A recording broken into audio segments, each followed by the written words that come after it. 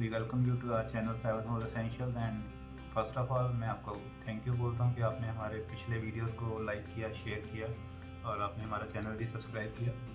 और आज हम अपनी जयपुर की जर्नी को कंटिन्यू रखते हुए एक और बहुत ही फेमस जो है होम्योपैथिक हॉस्पिटल, वहाँ पे आपको विजिट करेंगे। ये जो होम्योपैथिक हॉस्पिटल है ये डॉक्टर PN मेहरा जी ने 4 दशक पहले एक मानव हितकारी संघ नाम से संस्था बना के उसमें ये शुरुआत की।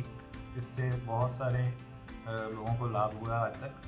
ये संस्था जो है ये चैरिटेबल है। यहाँ पे बहुत सारे लोग जो हैं फ्री चिकित्सा भी ले सकते हैं। यहाँ पे होम्योपैथी, नेचुरोपैथी को बहुत अच्छे से किया जाता है। उसके साथ वीट ग्रास एक इनकी स्पेशलिटी है और वीट ग्रास और नेचुरोपैथी और होम्योपैथी तीनों को कंबाइन करके यहाँ पे ये कैंसर, आर्थराइटिस, डायबिटीज़, इस तरह की बहुत सारी जो कह लीजिए बीमारियाँ हैं जिनका एलोपैथिक में लोग ट्रीटमेंट लेने से भी ठीक नहीं होते हैं, परेशान हैं, उन सब बीमारियों का इलाज यहाँ पे किया जाता है। यहाँ पे विशेषज्ञों की एक टीम है जो अपने अपने तरीके से बाकी लोगों के जो भी विजिट्स हैं, जो पेशेंट्स के विजिट हैं, उनको चेक करके उनका केस डायग्नोस करके स्टडी करके एक प्रॉपर तरीके से एनालाइज करने के बाद ट्रीटमेंट शुरू करते हैं। ये बहुत ही फेमस है। तो अभी हम आपको लेके जा रहे हैं इस विज़िट पे। आप इस वीडियो को पूरा देखिएगा और काइंडली अगर आपको अच्छा लगे तो इसे पूरा देखने के बाद शेयर करें और इस चैनल को और लोगों तक पहुंचाएं। हम आपके बहुत शुक्रगुजार होंगे। चलिए चलते हैं doctor PN Mehra homeopathic hospital.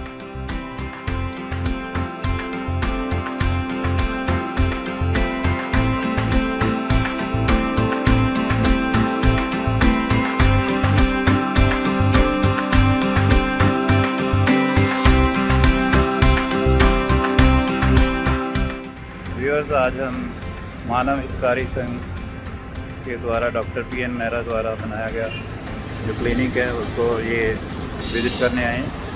ये ऑन रोड ही है, अजमेर रोड के ऊपर।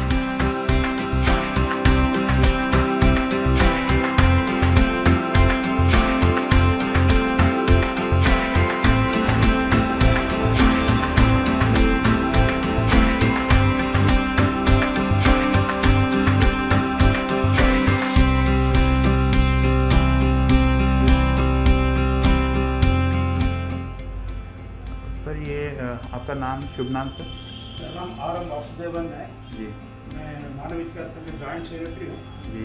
और हॉस्पिटल का मैनेजर पब्लिक रिलेशन। ओके, आप PR भी देखते हैं और हॉस्पिटल मैनेज भी करते हैं? 40 ईयर्स से एसोसिएटेड हूँ जी। सारे साइड से। तो सर आप हमें ये हॉस्पिटल को थोड़ा दिखाएं। ये रिसेप्शन एंड रजिस्ट्रेशन डेस्क है। Reception Ravi Kumar is with us for last 2 years. Okay He is handling the reception. Okay.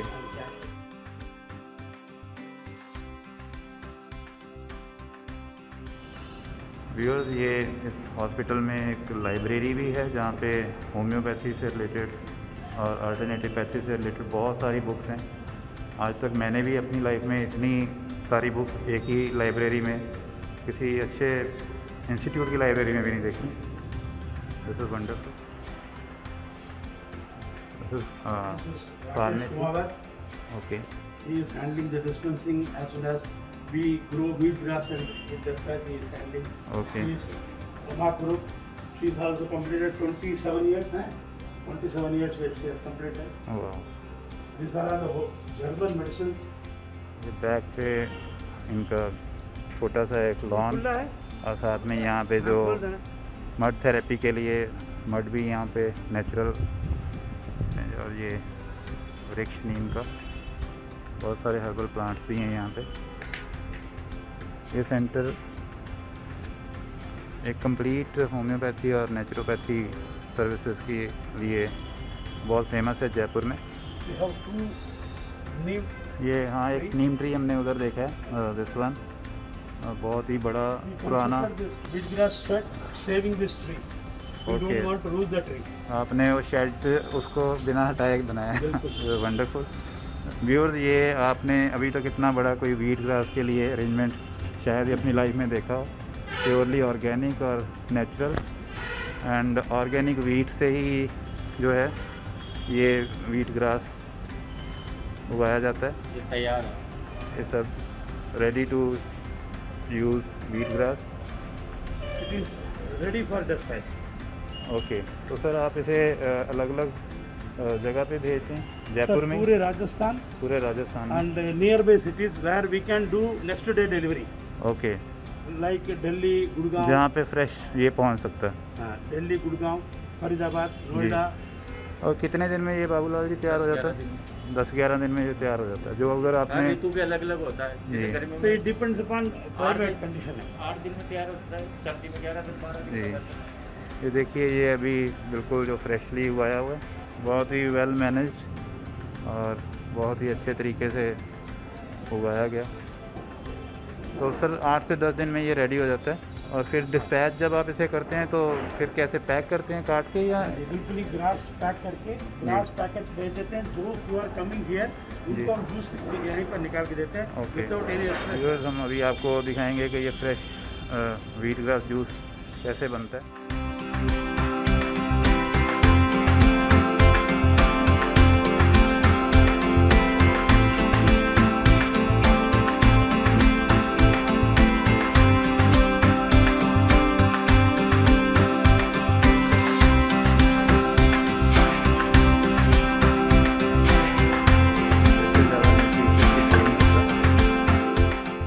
Cleaning job, ये क्लीनिंग, हाउसकीपिंग, इतना क्लीन, इतना अच्छा रखने के लिए बहुत बहुत शुक्रिया।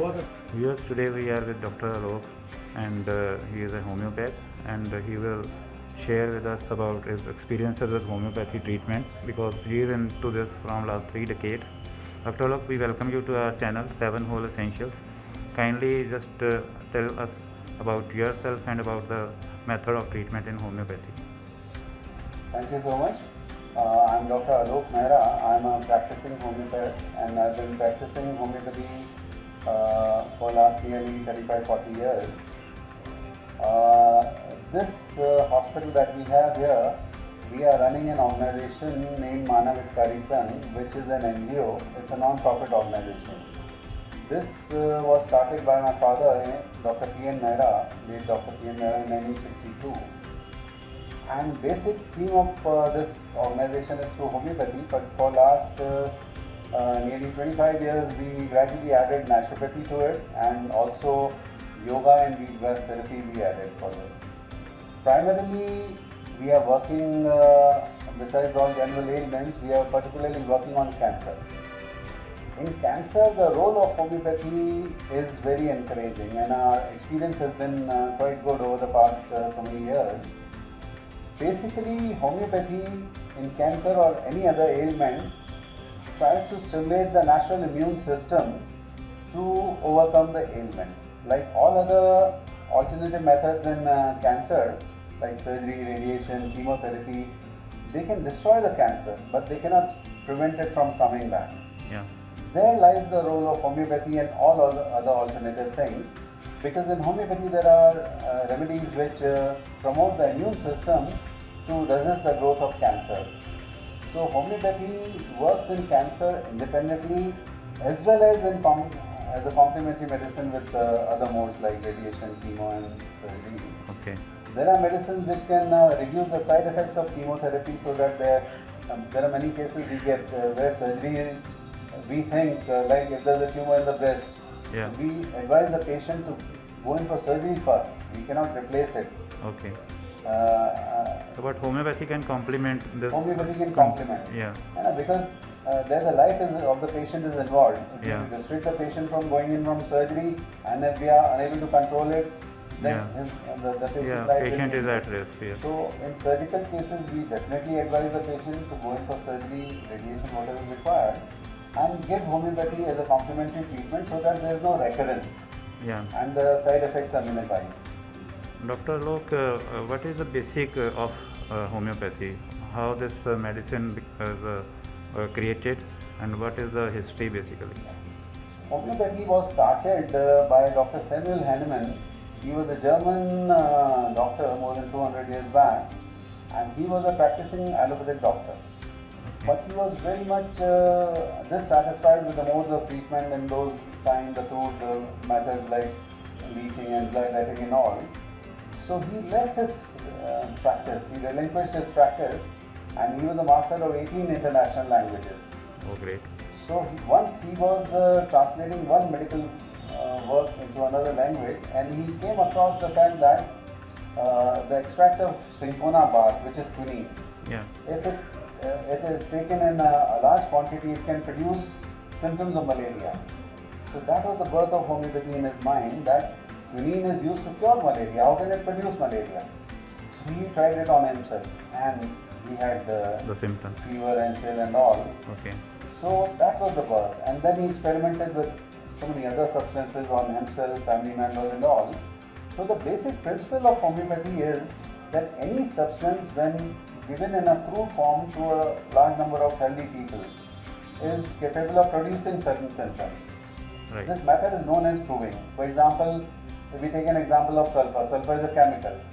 Now, in modern medicine, sulfur, the crude chemical, is used in 250 mg, 500 mg doses, whereas in homeopathy, there is a method known as proving. Like a saturated solution of sulfur is taken and it is given to maybe 100 healthy people of all ages and both sexes.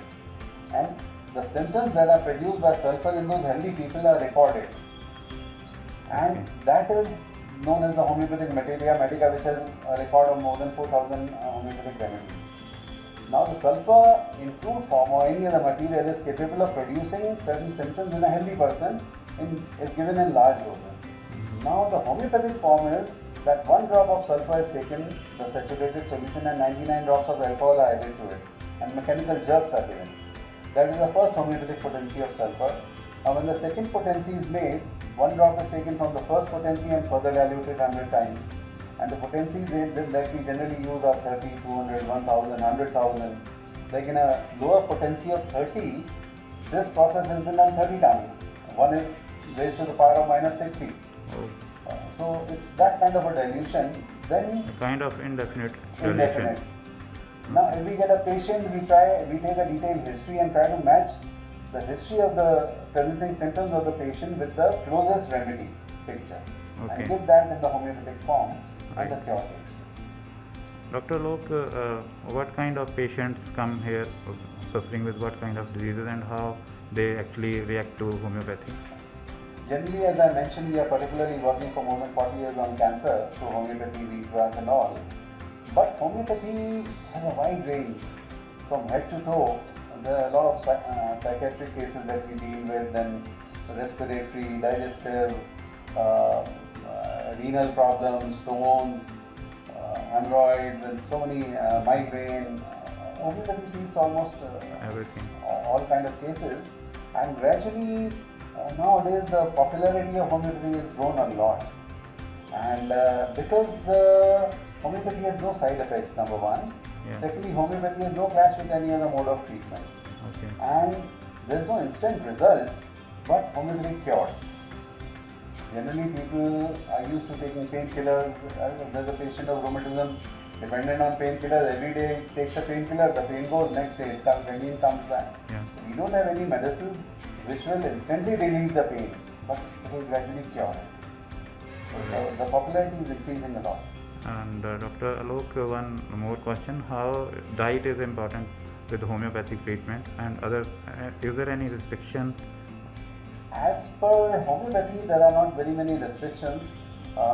Certain restrictions are that when homeopathic medicine is taken, the tongue should be clean and there should be gap of 20-30 minutes in eating anything in homeopathy. But due to homeopathic medicine, there are no dietary restrictions. Now we advise the dietary restrictions as per the ailment of the patient, not because of homeopathy. Okay. Not very many restrictions are there. Dr. Alok, I would like to have your views on 7 Whole Essential Channel about your treatment methods and the homeopathy, and how you see the future of homeopathy. See, homeopathy, the advantages with homeopathy are the treatment is of a very gentle nature, sweet pills are there, and it's easy to administer, it is very, very cost effective, very economical, and it roots out the problem. Most of the problems are rooted out. Just the patient requires a little bit of faith and patience in the initial stage.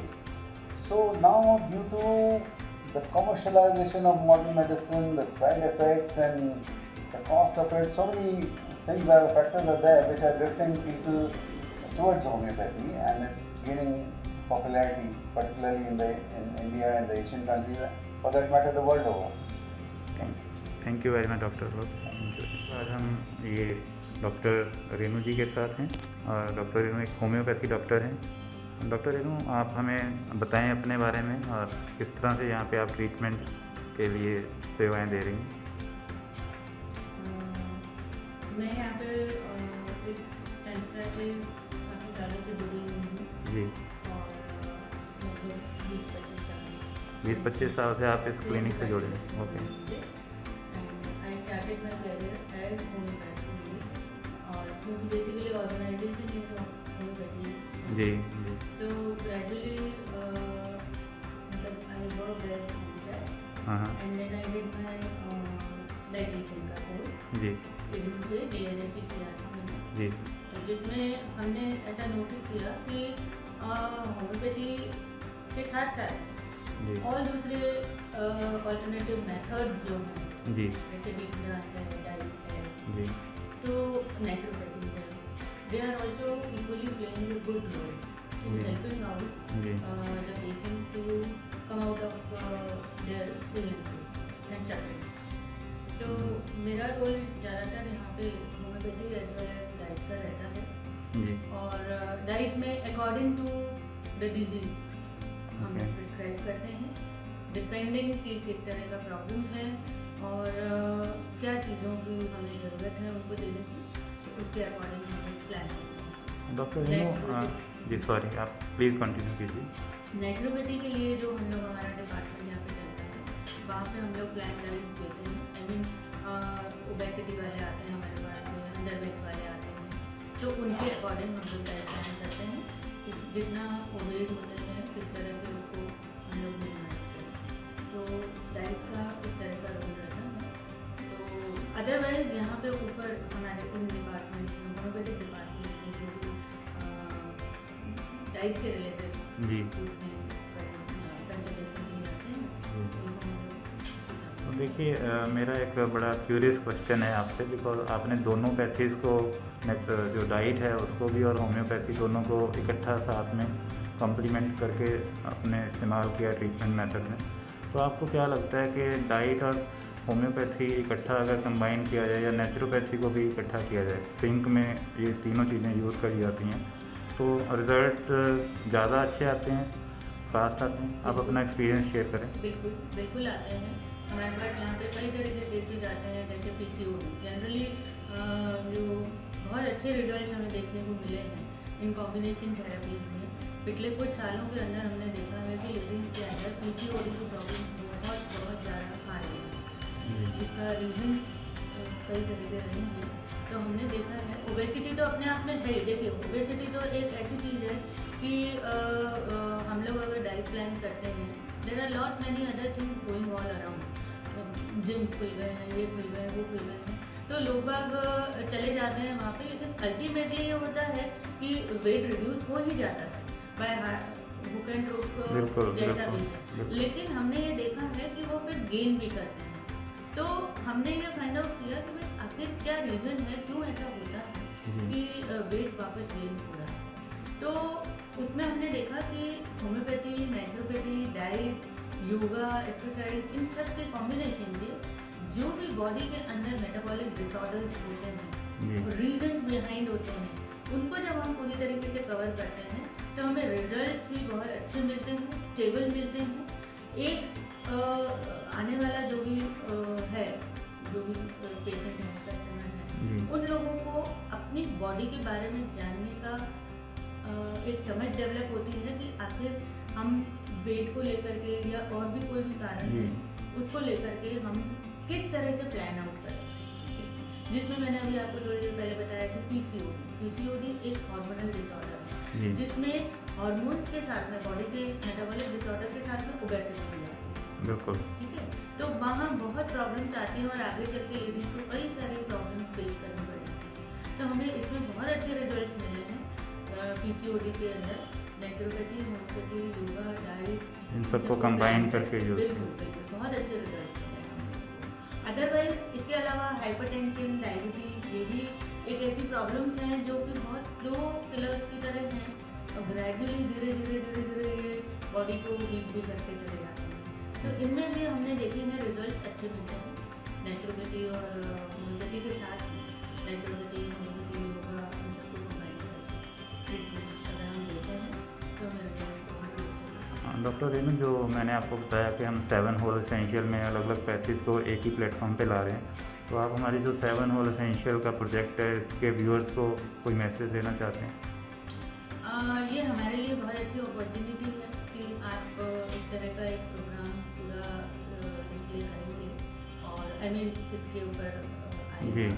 तो no doubt ये लोगों के लिए आने वाले समय में, हालांकि मैंने देखा है कुछ सालों से जब मैंने पास आउट किया था यहाँ से, तो उस समय लगता था कि होम्योपैथी ठीक है, होम्योपैथी एक साइंस है और अच्छा है और आगे आने वाले समय में अच्छा करेंगे। लेकिन आज पिछले 5 सालों से मैं देख रही हूँ कि होम्योपैथी में जो विश्वास लोगों को डेवलप हुआ है, नेचुरोपैथी में जो लोगों को विश्वास डेवलप हुआ है, ऑल्टरनेटिव थेरेपी जो दूसरी हैं और कई हैं जिसमें योग है अपने आप में, और इन सबको अगर आप ऑल्टरनेटिव थेरेपी को एक कॉमन प्लेन पे लाके लोगों को मैसेज अगर आप करते हैं तो डेफिनेटली ये एक बहुत ही अच्छा स्टेप है और लोगों को जानकारी इजीली अवेलेबल हो जाएगी। जी बिल्कुल, एक पहली बात, बिल्कुल, बिल्कुल। दूसरे कांटेक्ट में आएंगे जी। जो भी डॉक्टर अवेलेबल है, चाहे जयपुर में चाहे आउट ऑफ सिटी जो जी, भी है, जी। तो एटलीस्ट हम ट्रीट कितना कर पाएंगे वो तो जब आते हैं जी। तो डेफिनेटली हमारा रोल होता ही है, लेकिन एटलीस्ट एक मैसेज तो जाएगा एक कि अवेयरनेस जनरेट होगा। बिल्कुल आपके जरिए, आपके इस चैनल के जरिए ये मैसेज जरूर जाएगा लोगों के बीच में कि हम और भी दूसरे मेथड्स हैं या कैसे हम हमारी लाइफस्टाइल को चेंज करके, आजकल बहुत कॉमन बात है कि लाइफस्टाइल चेंज करो, लाइफस्टाइल चेंज करो, लेकिन प्रैक्टिकली डॉक्टर्स के विजन को, डॉक्टर्स के प्लेटफॉर्म को आप इस पर डिस्प्ले करेंगे, आप बताएंगे तो लोगों को ये बहुत अच्छे से मालूम पड़ेगा कि कैसे हम इस पर वर्कआउट कर सकते हैं, क्योंकि बातें तो बहुत सारी सुनने को मिल जाती हैं कि ऑल्टरनेटिव थेरेपी, प्रैक्टिकली आप करने जाएंगे और फेस टू फेस आप बताएंगे तो विश्वास डेवलप होगा। Thank you very much doctor Renu, मैं बहुत आपका थैंकफुल हूँ कि आपने अपने विचार शेयर किए। Thank you very much. Interview ये बहुत अच्छा हमारे लिए अपॉर्चुनिटी है। Thank you ma'am. डॉक्टर आभा, आप यहाँ पे काफ़ी सालों से काम कर रहे हैं, थोड़ा हमें अपने बारे में ब्रीफ कीजिए कि आप क्या आपने स्टडी किया और क्या आपने कितने सालों में यहाँ पे इस इंस्टीट्यूट को की है? हेलो, मैं BHMS परस्यू करा सबसे पहले, तो एज अ स्टूडेंट 2003 में मैंने फर्स्ट ईयर मेरा ज्वाइन किया था। तो डॉक्टर मेहरा का क्लिनिक है जौहरी बाज़ार में, तो सर को मैंने तभी से ज्वाइन किया था एंड अलॉन्ग विद मैंने अपनी स्टडीज़ भी कंप्लीट की। ड्यूरिंग दैट टाइम ऑल्सो मैं अपना कॉलेज जाती थी and then the clinic in the evenings and along with I have done NDDY जो नेचुरोपैथी कोर्स है, YIC that is a yoga instructor course, and along with now I am a counsellor जो मैंने बाद में BHMS complete करने के बाद किया अपना। तो दीज थिंग्स मैंने करी। तो अपना ग्रेजुएशन कंप्लीट करने के बाद मैंने डॉक्टर साहब को यहाँ हॉस्पिटल में जो मानव हितकारी संघ है, मैंने उसे as a homeopathic consultant join किया एंड अलॉन्ग विद बहुत सारे सेमिनार्स हैं, बहुत सारी चीज़ें हैं, कॉन्फ्रेंसेज हैं, हम लोगों ने साथ में अटेंड करे और यहाँ पर हम लोग पेशेंट्स की हिस्ट्री लेते हैं, उनकी डिटेल्स लेते हैं, माइंड से लेकर पूरे बॉडी के सिस्टम से, फिर उसको हम एक प्रॉपर एनालाइज करते हैं केस को। जैसे कि आप ये बुक देख रहे हैं जी। तो ऐसी बुक्स हैं और हमारे जो सिस्टम है कंप्यूटर्स भी हैं, इसमें भी हम पेशेंट का रेपिट्राइजेशन करते हैं and then we select the remedy और फिर मैं डॉक्टर साहब डॉक्टर रेनू हम तीनों मिलकर केस को रेपिट्राइज करके और एनालाइज करके फिर हम पेशेंट को मेडिसिन जनरली प्लान करते हैं। जी। तो ये इन जनरल हमारा है। तो आप कितने सालों से यहाँ पे कर रहे हैं practice? As a doctor consultant मैं यहाँ पे 2011 मार्च से ज्वाइन किया मैंने। जी।